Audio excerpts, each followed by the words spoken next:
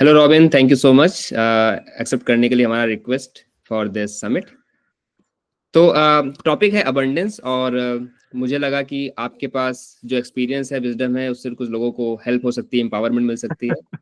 So I am going to ask some question जो मुझे लगता है कि शायद आपके पास उसके आंसर होंगे।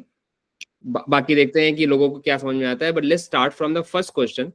आपका इंट्रोडक्शन सबको पता है, एवरीबॉडी इज एक्साइटेड कि रॉबिन सिंह कौन है, पीपल फार्म चलाते हैं। सो इंट्रोडक्शन पे मैं नहीं जाता हूँ, रादर देन क्वेश्चन में जो मेरा पहला है वो ये है कि जो अबंडेंस जो एक वर्ड है, जो उसकी डेफिनेशन जो आपकी आज है वो क्या है, और क्या वो डेफिनेशन चेंज हुई है आपके लिए, जो आप पिछले सालों में जो आप कुछ और करते थे, has it change? So what is abundance for you and has it change for you over the period of time?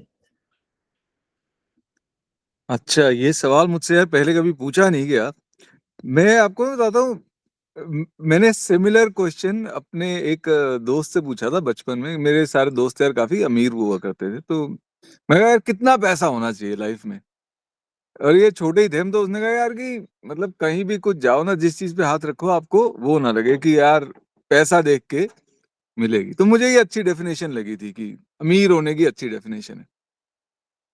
मैंने इसी को ही अपना पैमाना बनाया। मेरे को अपनी लाइफ में जैसे भी ज्यादा कुछ चाहिए नहीं था। मैं तो पुराना सामान खरीदता था। मैं यूएस में रहता था, सस्टेनेबिलिटी का मुझे समझ में आ गया था, तो फटे फुटे कपड़े लेने, पुरानी किताबें खरीदनी। हाँ, ये है कि खाने का शौक था, अच्छे होटल्स का शौक था। तो फिर जब मुझे लगा कि मैं अब किसी भी रेस्टोरेंट में कुछ भी खाने से पहले मेन्यू में प्राइस नहीं देखना पड़ता, तो मुझे लगा कि आई हैव अराइव्ड ऐसा मुझे लगा।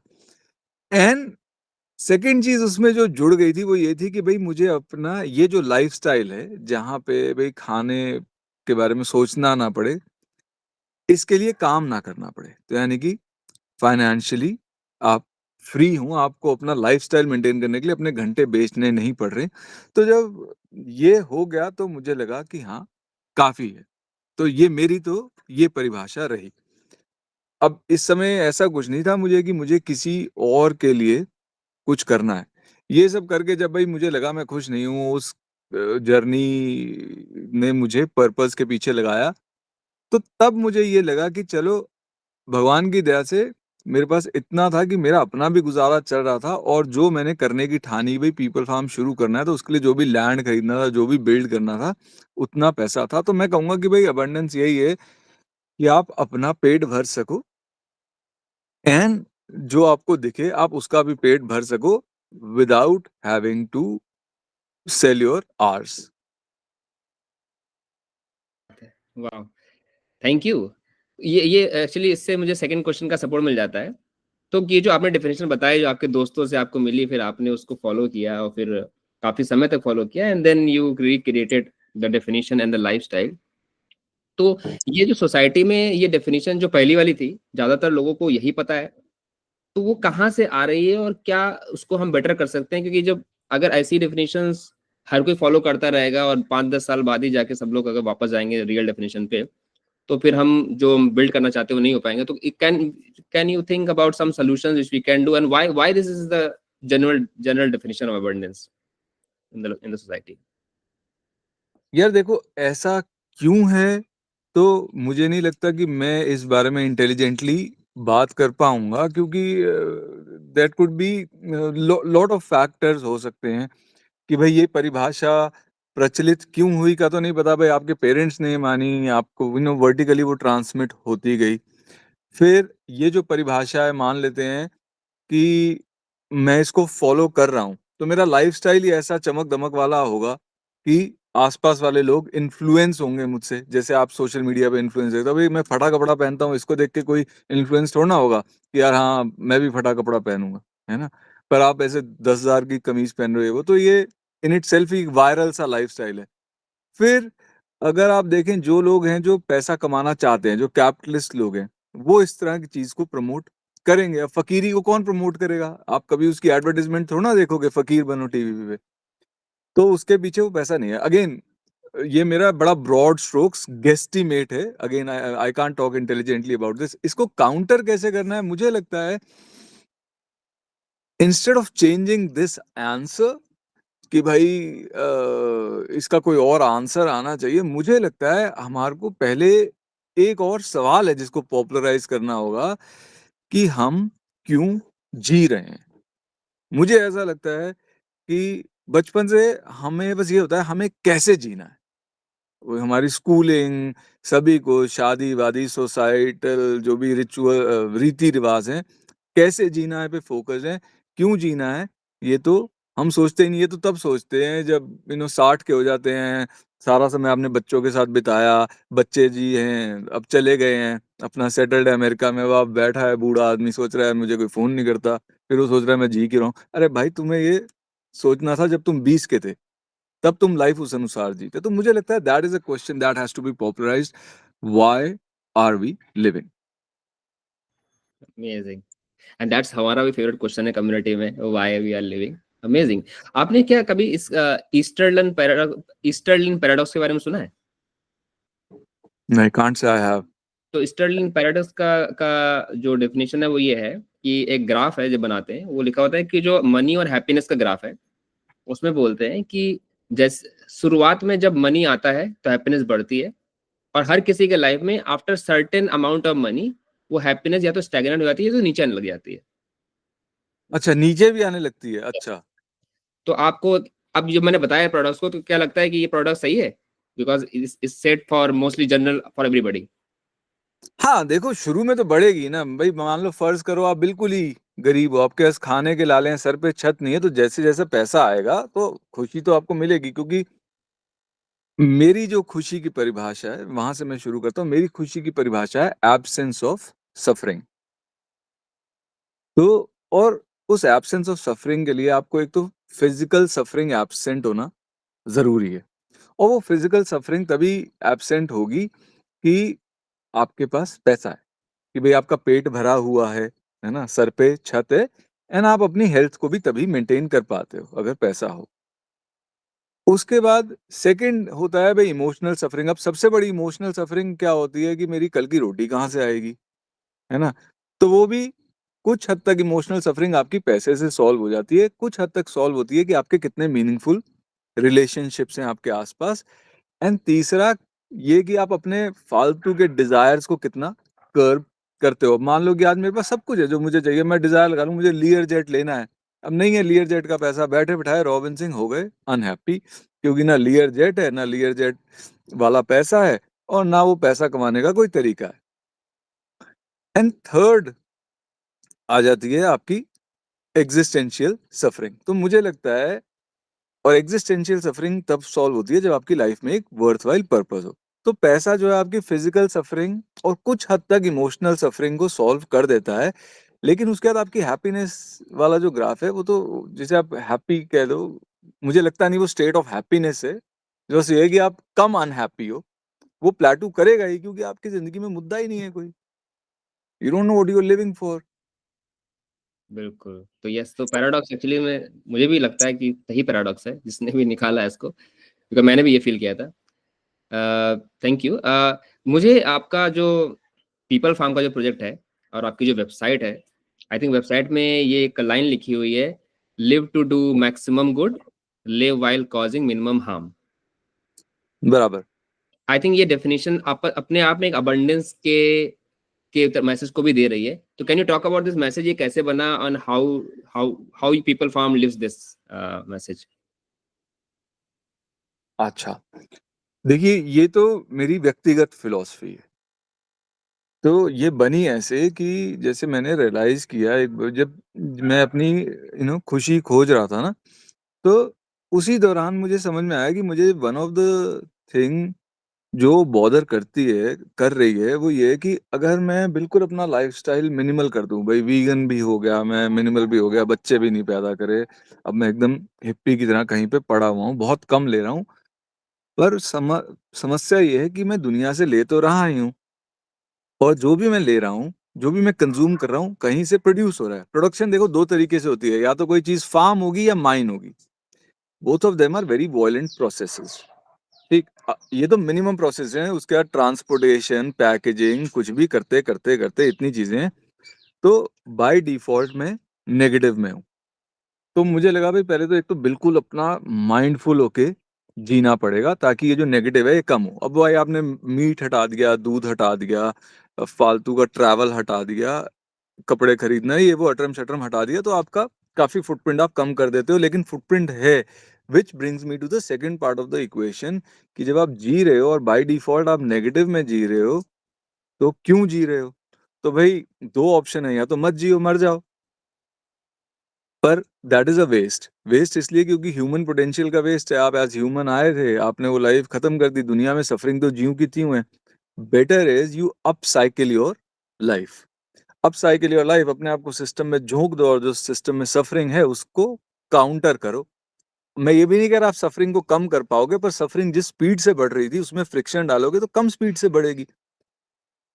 तो पीपल फार्म तो मेरी इस पर्सनल फिलॉसफी का एक पार्ट है ना। जब मुझे था कि अच्छा करना है तो वो अच्छा ऐसे करना है, तो उस की रेस्क्यू करने हैं, लोगों को अवेयर करना है, तो उस चीज को ऑर्गेनाइज्ड वे में करना इज पीपल फार्म। हाँ, इट सो हैपेंस कि हमारा घर भी यही है। बिल्कुल। तो पीपल फार्म आपको अबंडेंट फील कराता है ऑन डेली बेसिस में? Do you feel that I feel abundant because of the work and everything या यू डू? बिल्कुल ईमानदारी से देखो, मैं इस टर्म के बारे में, अबंडेंस के बारे में इतना नहीं सोचता। मैं मतलब ग्रेटफुल फील करता हूँ बहुत ज्यादा। अब आप देखो, अभी जैसे मैं धूप में बैठा हूँ है ना, मेरे आसपास पेड़ पौधे हैं, और मतलब बहुत ज्यादा। अभी मैं स्मूदी पी रहा हूँ, इसमें फार्म के ही केले हैं, फार्म की पालक है। जो बाहर की चीजें हैं वो अफोर्ड कर सकता हूँ मैं, बाहर की मतलब विदेश की, बाहर की नहीं, मतलब कि कोई अगर जैसे बादाम है इसमें, है ना। तो तो मेरे को ग्रेटफुल फील होता है कि यार भगवान ने मुझे सब दिया है जो कोई चाह सकता है। तो ऐसा सब दिया है, जो सब दिया है जो कोई चाह सकता है, इसी को आप अबेंडेंस कह रहे हो, है ना। हाँ, यस, यस, तो मैं वो करेक्ट, करेक्ट। टर्म के बारे में नहीं सोचता, पर हाँ, मैं मतलब एहसानमंद तो मैं बहुत ज्यादा हूँ भगवान का। बिल्कुल। And abundance is supposed to bring gratitude to you, but अगर अबंडेंस की डेफिनेशन सही ना हो तो वो और एटीट्यूड बिल्ड करती रहती है, ईगो बिल्ड करती रहती है। मैं एक चीज बोलना चाहूंगा, मेरे को लगता नहीं कि लोगों की कोई अबंडेंस की परिभाषा में फ्लॉ से ज्यादा मुझे लगता है कि जो हमारी ह्यूमन टेंडेंसी है ना, वी अडेप्ट। आपके सर्कमस्टेंसेस खराब हो जाएंगे तो भी आप अडेप्ट करोगे, नहीं तो आप जी नहीं पाओगे। आपकी गर्लफ्रेंड आपको छोड़ गई, आप दुखी हो, महीना दुखी रहोगे, महीने बाद उतना दुखी नहीं रहोगे, अडेप्ट कर जाओगे तो ही जी पाओगे। उसी तरह गर्लफ्रेंड नहीं थी, दुखी थे, गर्लफ्रेंड बन गई, खुश हो गए, एक महीने बाद उतना खुश नहीं होगे, उससे भी अडेप्ट कर जाओगे। सेम चीज ऑब्जेक्ट्स के साथ भी होता है। तो आई थिंक हम फील ही नहीं करते कि हमारा पेट भर गया है, हम और के पीछे भागते रहते हैं।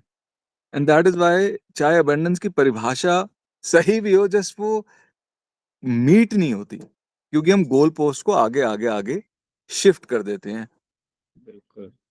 तो that brings to my probably last question. अगर उसका कोई फॉलो क्वेश्चन मुझे नहीं मिला तो ये मेरा लास्ट क्वेश्चन है। वो ये है कि क्योंकि I think majority of the people वो अवेयर हैं कि उनको मनी मटेरियल से असली खुशी नहीं मिल रही है, लेकिन फिर भी कहीं ना कहीं एक बहुत ही पीयर प्रेशर है, फाइनेंशियल इनसिक्योरिटीज हैं, फैमिली है, उनको वो करना पड़ता है। तो वो इस जंजाल में फंसे हुए हैं। और अगर आप कुछ ऐसे प्रैक्टिकल टिप्स, चाहे वो माइंडसेट के हों, चाहे वो हैबिट्स के हों, चाहे वो कुछ लाइफस्टाइल के हों, जो दे सकें, जिसने आपको हेल्प किया अबंडेंस को फील करने के लिए, जबकि आप सोच नहीं रहे थे abundance, but now you feel it gratitude and your life is rich with meaningful things. तो अगर, क्योंकि ये प्रोग्राम है 2025 में, हर कोई जहां पर भी है वहां से एक अगले लेवल पे जाएं, अपने हैप्पीनेस को, अपने अबंडेंस को और अपने पर्पस की तरफ जाएं। तो कुछ ऐसा एक्शनेबल स्टेप्स या टिप्स जो दे सकें, ताकि शायद ये ट्रांजिशन जो आपको लगा होगा 5 साल, मुझे लगा शायद 7 साल, शायद लोगों को जल्दी पहुंच सके।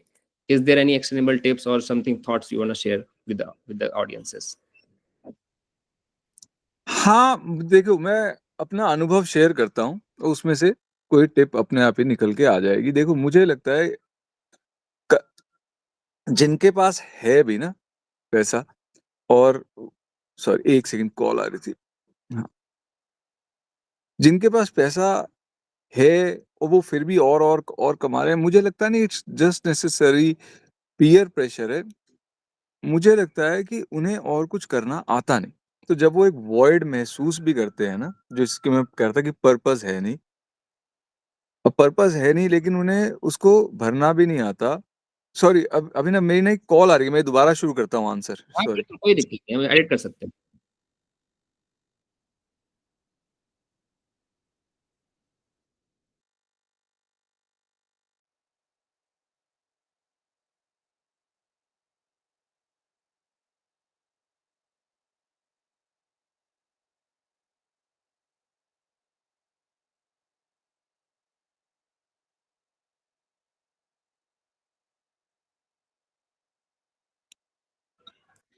हाँ, Right. वो मैं एडिट पार्ट, नो वरीज।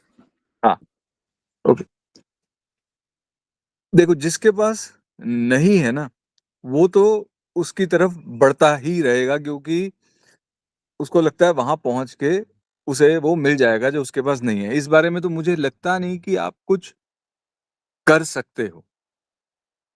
पर हाँ, जिसके पास है और वो और चाहे जा रहा है, मुझे लगता है उसका एक रीजन ये है कि उसको कुछ और करना आता नहीं है।